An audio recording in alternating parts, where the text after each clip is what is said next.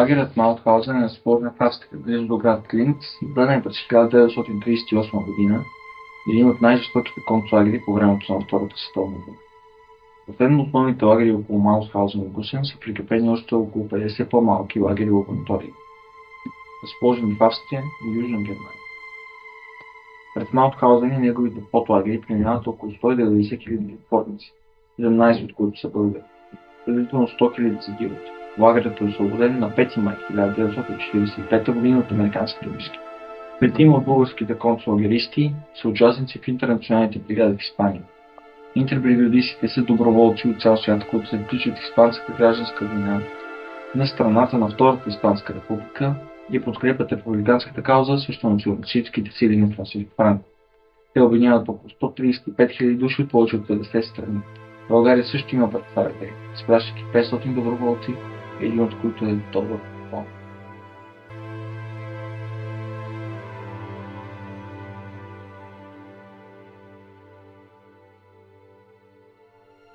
Бонев е брат на бащата на моята майка. Той е роден през 1910 година на 14 януари. 5 клас завършва в родното си село. След това заминава да учи шивашки занаят в град Силистра. Когато е на 18 години, постъпва в Комсомола. След Комсомола, той е ясно към партията. Бил е много деен, за което е избран да замине като интербригадист в Испания. През 1937 година той заминава, е това, което ние знаем, разбира се, и през 1941 е разстрелян.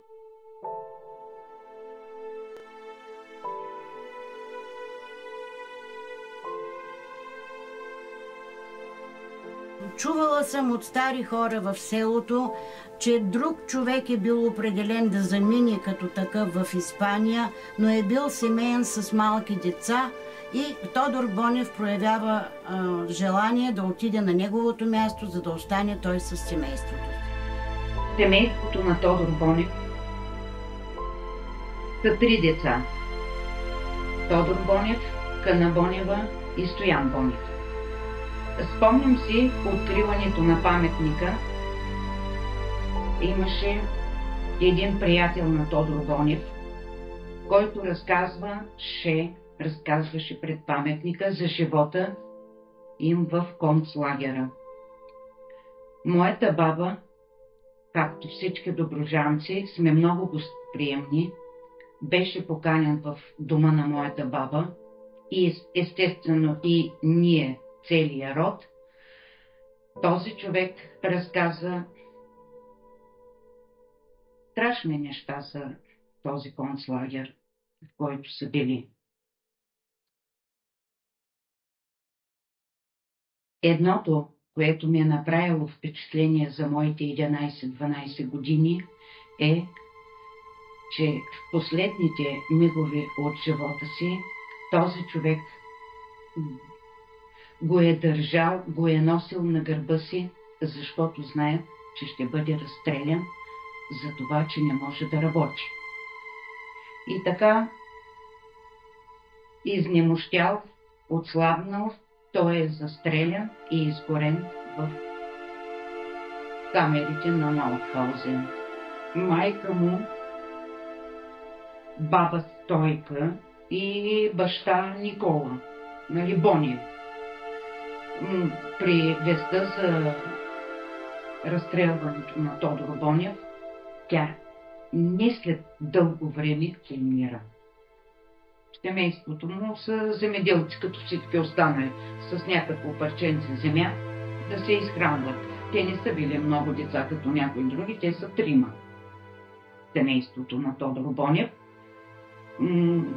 Той е женен, но няма деца. Помням си, дори преди така да почини моята майка, тук отдавна беше, тя разказваше как много ме искаше Войчо, Тошо да ме усинови. Леля ти беше по-буйна, аз по-скромна, но тогава, когато нали, почват да събират интербригадисти, нали, интернационал, интербригадисти, идват в Бабок, сега кои идват, аз не мога да кажа. Тогава събират се доброволци, които ще теглят жребий, кой да бъде изпратен в Испания. Пада се на Димо Фърлинков, така ще го нарека, защото всички така го знаеме, жребия той да замине. Но той си имал деца. Тодор Бонев казва: ти няма да отидеш. Дай жребия на мен, аз ще замина за Испания. И така започва неговата история с Испания. След победата на войските на Франко, на интербригадистите е разпоредено да се изтеглят от Испания. Българите преминават през Франция и Белгия, където са арестувани от немски войници. Българското правителство отказва да ги приеме обратно. Така те остават в плен на немската армия и достигат до Малфа. Този лагер е класифициран като лагер от трета степен, което означава, че в него са изпращани непоправими врагове на нацистския режим. Затворниците са използвани за изключително тежък физически труд.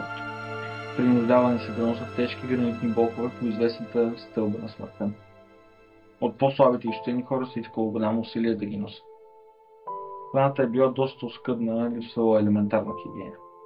Няма ли са възможност да си сменят дрехите с седмици. Обувките, наричали холандери, са били истинско мъчение. Болките от раните по краката са карали хората да препъват и да нарушават строя, и съответно са били убивани. В редките мигове на спокойствие Тодор Бонев обичал да пее елегични доброджански песни. Най-често това била песента "Ти ли мале тъй жално си пела, ти ли мале 3 години си крила". След холандерите са раздавали обувки с дървени подметки и брезентово горнище. Първо са намерили подходящи номера, а малките номера са късали бързо. Това се е смятало за саботаж и затворниците са били пребивани до смърт. Нямали се чорапи, а през зимата са обвивали краката си с хартия от циментови турби или с парцари. Горната част на обувката е стягала многото в Бонев, защото имал широки крака. Му било трудно да бяга по стълбите на смъртта. Той е направил дупки на горната част на дървената обувка. Бил е пребит от надзирателя Ото, който смятал това за саботаж. Така завършва неговия живот.